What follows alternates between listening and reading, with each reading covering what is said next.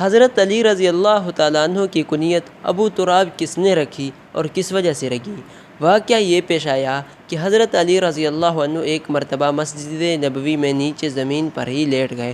حضور صلی اللہ علیہ وسلم حضرت فاطمہ رضی اللہ عنہ کے پاس گئے۔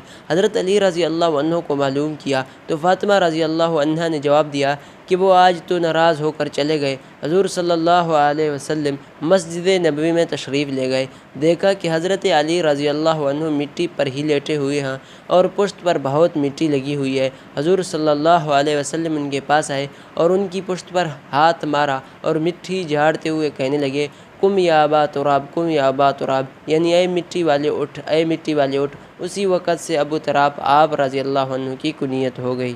جب حضور صلی اللہ علیہ وسلم بارادہ ہجرت مکہ سے نکلے تو حضرت علی رضی اللہ عنہ کو گھر پر کیوں چھوڑا؟ حضور صلی